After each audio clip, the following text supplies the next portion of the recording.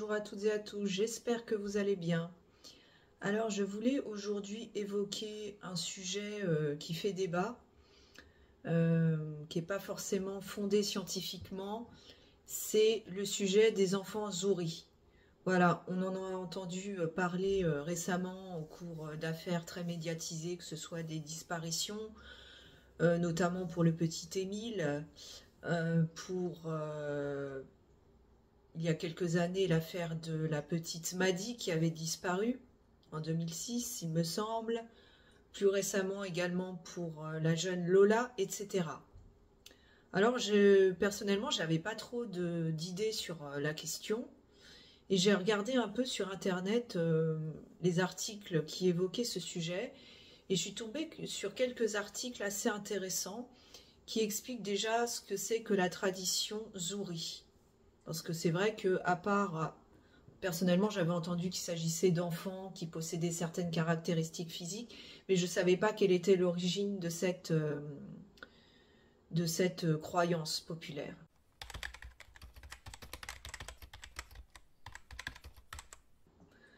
Donc, je vais vous lire un article.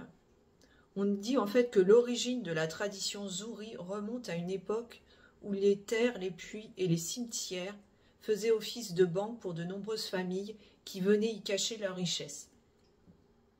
Dans le passé, le Maroc recevait une quantité importante d'or et d'argent, et les soldats étaient souvent payés en métaux précieux. Donc l'origine viendrait de là. Donc les gens voyageaient d'une ville à l'autre, avaient alors l'habitude de cacher leurs fortunes et métaux précieux en les enterrant dans le sol pendant les périodes de guerre. Ces personnes emportaient généralement leurs secrets dans la tombe et ces trésors disparus à jamais devenaient la propriété des djinns. Pour les retrouver, il fallait offrir à ces esprits le sang de ces enfants zouris. C'est-à-dire que pour récupérer les trésors enfouis disparus, il devait enlever des enfants zouris. Au fil du temps, cette pratique est devenue une tradition mystique qui a été transmise de génération en génération. Elle est aujourd'hui encore, il semblerait, pratiquée dans certaines régions du Maroc. Voilà, pour la petite histoire.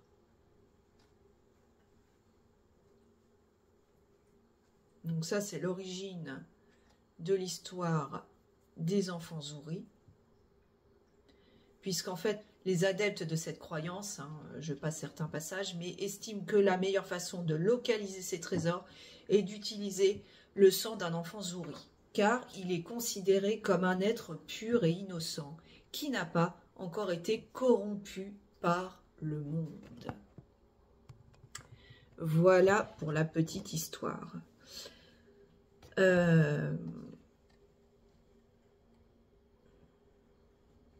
Voilà, donc il y en a qui procéderaient, enfin, je ne sais pas si ça se fait encore à l'heure actuelle, même s'il y a beaucoup de rumeurs plus ou moins fondées qui courent sur le sujet, mais en tout cas c'était un rituel, une sorte de rituel satanique qui était pratiqué, malheureusement.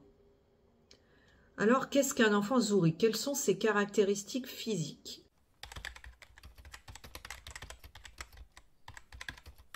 Là encore, j'ai regardé sur Wikipédia parce que j'en savais absolument rien. Donc, pour être considéré comme un enfant zouri, il faut posséder au moins une de ces 4 caractéristiques. Donc, soit des yeux d'une couleur différente, soit une tache dans l'œil, comme c'est le cas pour la petite Maddy. Après, ça ne veut pas dire que c'est un enfant zouri, qu'elle a été enlevée pour ce motif, mais voilà. Ou bien avoir apparemment un trait vertical sur la langue. Et surtout, 2 lignes dans la paume de la main qui sont très marquées, la ligne de vie, voilà, la ligne de vie, je crois que c'est celle-là, non pardon, la ligne de cœur et la ligne de vie. Il faut que ces 2 lignes soient très marquées et qu'elles se rejoignent, et la ligne de vie doit être vraiment très horizontale, non, la ligne de, je m'y paume, pardon. La ligne de cœur doit être très horizontale, très marquée, et la ligne de vie doit être très verticale. Il faut vraiment que ces 2 lignes apparaissent très nettement. Et certaines rumeurs plus ou moins fondées indiquaient que le petit Émile avait ces lignes distinctives dans sa paume de main. Voilà. Et que d'ailleurs, quand cela avait été révélé, bizarrement, on ne voyait plus la photo où on le voit avec son pissenlit sur l'oreille, on ne voyait plus sa paume de main, elle était cachée. Bon, bref. Voilà ce que sont les enfants zouris.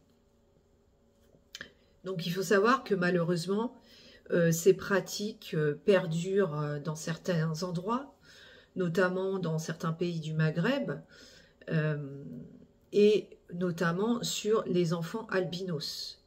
Les enfants albinos d'origine africaine qui se font gravement mutiler car ils sont considérés comme des êtres impurs ou issus du diable, etc. Et ils se font même mutiler, amputer des bras. Enfin, c'est quelque chose d'horrible et d'affreux. Et qui perdure malheureusement toujours de nos jours. Voilà. Alors, je voulais faire maintenant le lien entre les enfants zouris et certaines disparitions, certains faits divers qui ont été médiatisés récemment.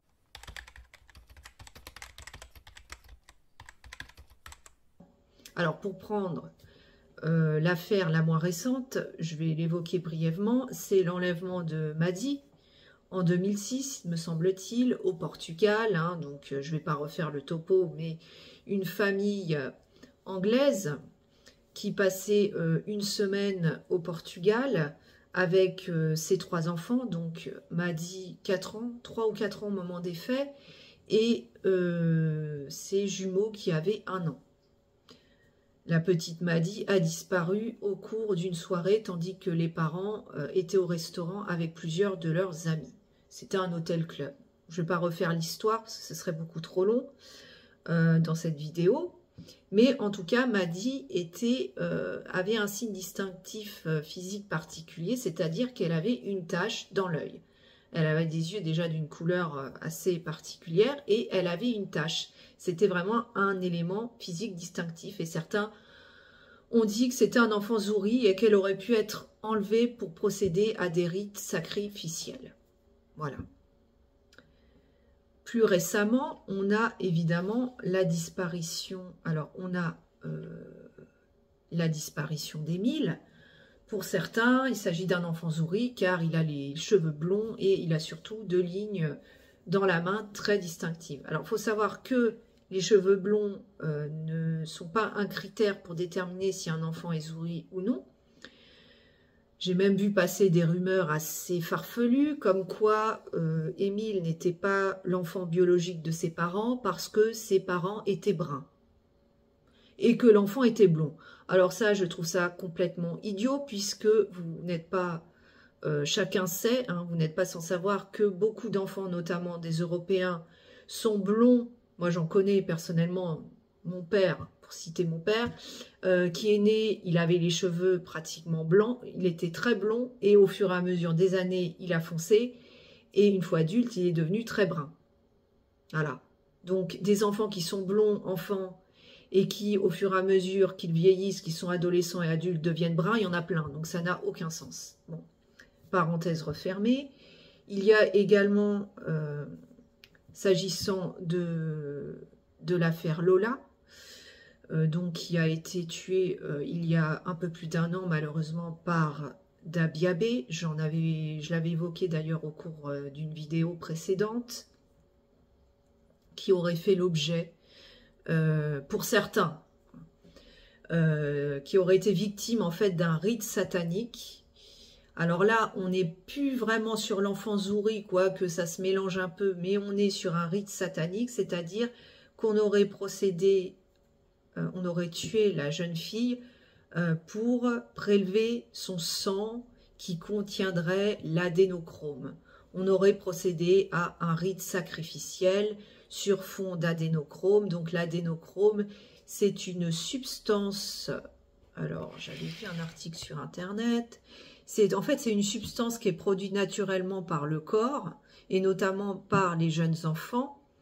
et que, soi-disant, certaines personnes influentes du monde politico-médiatique et même certaines stars très connues auraient eu recours à cette substance pour freiner les effets du vieillissement. Ça ferait office de cure de jouvence ou soignerait certaines pathologies dites incurables par la médecine traditionnelle.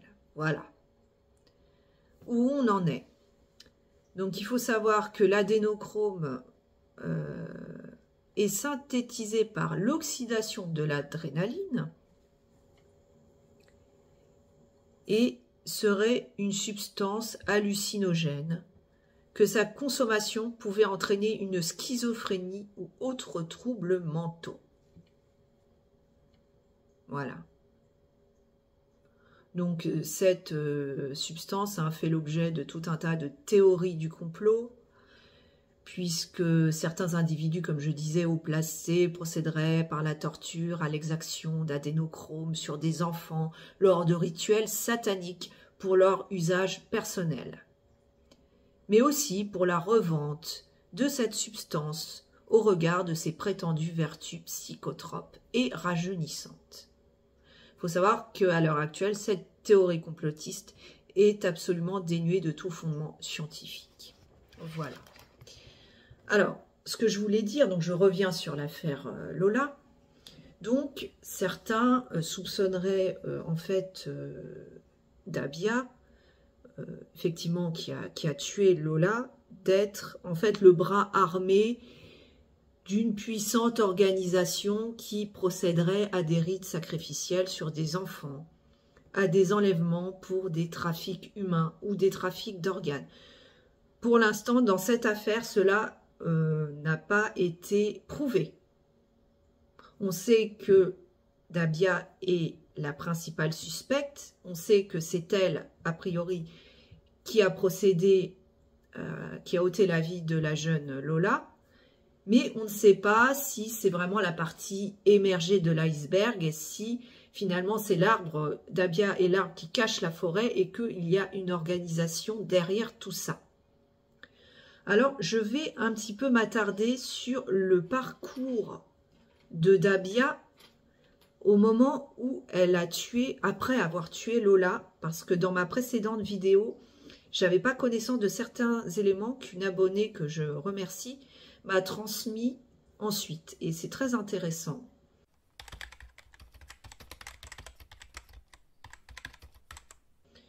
Donc, comme je le disais dans ma précédente vidéo, Lola rentre chez elle, on la voit filmée par la caméra de vidéosurveillance, et il y a Dabia qui est devant elle. Et en fait, donc là, il est aux alentours de 15h30. Et, tenez-vous bien, à 16h15, 3 quarts d'heure après que Lola soit montée dans l'appartement de la sœur aînée de Dabia, Dabia est filmée par la caméra de vidéosurveillance sortant de l'immeuble avec une malle énorme et 2 grosses valises. La malle contenant malheureusement le corps sans vie de Lola. Seulement 3 quarts d'heure après, ça veut dire qu'elle a ôté la vie de Lola en seulement 3 quarts d'heure. C'était très rapide. Et ensuite, comme je le disais dans ma précédente vidéo, elle va errer pendant plusieurs heures dans les rues du 19e arrondissement de Paris. Mais là, j'ai eu quelques détails très intéressants. Donc, dans un premier temps, elle va errer sans but. Elle va s'arrêter à la terrasse d'un café. Plusieurs témoins vont la voir. Elle va commander une boisson. Et là, ce qui est intéressant, c'est qu'elle va interpeller un homme qui passait dans le coin. Alors, je ne sais pas s'il était à cette terrasse de café ou s'il marchait sur le trottoir. Bref, elle va l'interpeller et elle va lui proposer de vendre les éléments qui sont dans sa caisse. Alors, elle va lui dire, par contre, je ne peux pas te montrer ça dans la rue parce que tout le monde ne peut pas voir le contenu de cette caisse. Et donc, ils vont regarder ça un peu plus loin, à l'abri des regards. L'homme, donc, Dabia va ouvrir la caisse. L'homme va, en fait, tomber sur l'amas de tissu qui cache le corps de Lola. Et il va s'étonner. Il pensait en fait qu'il s'agissait de peut-être d'électroménager, de trafic voilà, de produits électroménagers ou même de trafic de montres, enfin de choses voilà, cachées quoi, sous le manteau. Et là, il va tâter le tissu, il va sentir que c'est mou. Et il va dire à Dabia, mais c'est quoi? C'est un corps en fait? Et là, elle va lui répondre à quelque chose de totalement décousu et incohérent. Elle va dire qu'il s'agit d'organes.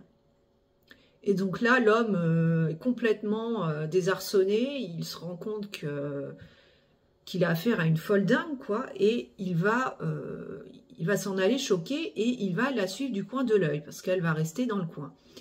Là, elle va interpeller, il semblerait, un chauffeur qui conduisait un camion pour en fait lui demander de la déposer à Asnières. Le chauffeur du camion va voir qu'elle tient des propos incohérents, décousus, et va vite s'en aller. Ils vont tous se rendre compte qu'elle est complètement... qu'elle n'a pas l'air d'avoir la lumière à tous les étages. C'est le moins que l'on puisse dire. Et puis finalement, pas Lola, mais Dabia va contacter un homme qui va venir la chercher avec sa Dacia et qui va l'héberger quelques heures, hein, ce fameux homme qui va être ensuite mis en examen pour recel de cadavres, puisque lui va avoir connaissance du contenu de cette fameuse malle. Il faut savoir que le premier homme que Dabia a interpellé, elle va lui demander dans un premier temps où se trouve la bouche de métro la plus proche. Là, l'homme va lui dire qu'il y en a pour au moins 15 minutes à pied et que vu comment elle est chargée, avec des valises très lourdes et cette malle très imposante, elle ne va pas y arriver à pied. Donc là, elle va lui dire, bah, est-ce que tu peux m'aider à transporter tout ça? L'homme va refuser. Il va même essayer de lui commander un VTC, mais sa démarche ne va pas aboutir. Donc un peu plus tard, hein, l'homme qui va l'héberger chez lui et qui va être mis en examen pour recel de cadavres, va ensuite, hein, comme je l'avais dit dans ma précédente vidéo, contacter un VTC pour transporter Dabia avec son chargement lourd au domicile, à l'appartement de sa sœur aînée. Voilà. Et à la suite, on saura que cette valise a été déposée à proximité de la résidence, puisque la sœur aînée ne voulait pas transporter cette malle chez elle, sans qu'elle sache apparemment le contenu de cette malle. Mais sachant que Dabia ne lui a pas dit ce que contenait cette malle, elle a refusé de transporter cette malle. Bon. Donc il faut savoir qu'au début de l'enquête, il y avait 4 personnes qui avaient été placées en garde à vue. Donc l'homme qui avait été interpellé par Dabia au cours de son parcours macabre et à qui elle avait proposé de vendre les éléments que contenait la caisse, l'homme qui a hébergé Dabia chez lui, la sœur aînée de Dabia, évidemment, et le SDF qui a découvert le corps dissimulé dans la caisse abandonnée. Voilà. Donc c'est très intéressant parce que ça retrace un peu le parcours d'errance de Dabia juste après qu'elle ait commis cet acte innommable et dans un laps de temps relativement court, hein, en à peine en 3/4 d'heure, 1 heure.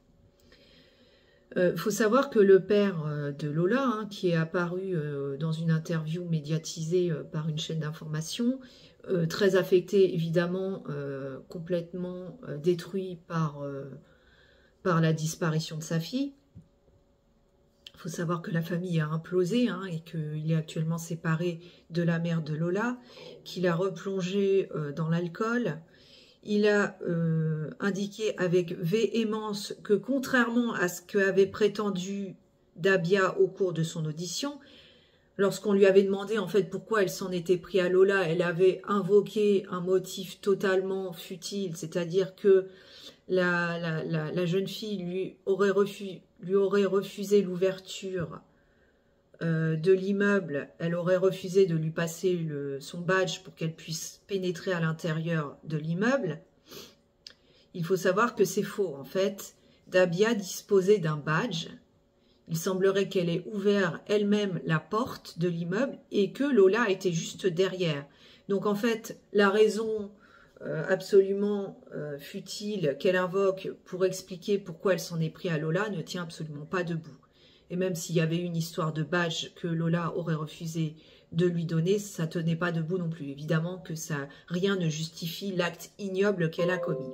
Voilà, donc petite parenthèse refermée concernant l'affaire Lola et Dabia.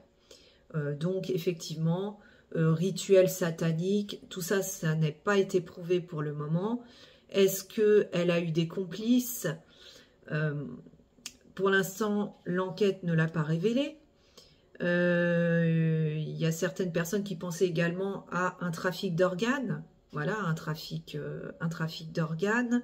Bon, si effectivement un trafic d'organes était une raison possible, comment expliquer qu'ensuite Dabia va se balader pendant plusieurs heures avec la malle contenant le corps de Lola sans que personne ne vienne la chercher pour récupérer ces fameux organes, hein, puisqu'évidemment, il fallait ensuite, si on voulait les conserver, les placer dans des chambres froides. Enfin, il faut que ce soit une organisation très perfectionnée, un trafic perfectionné, ultra préparé. Or là, il semble que ce ne soit pas le cas, hein. Sinon Dabia n'aurait pas erré pendant plusieurs heures dans les rues de Paris, sans but.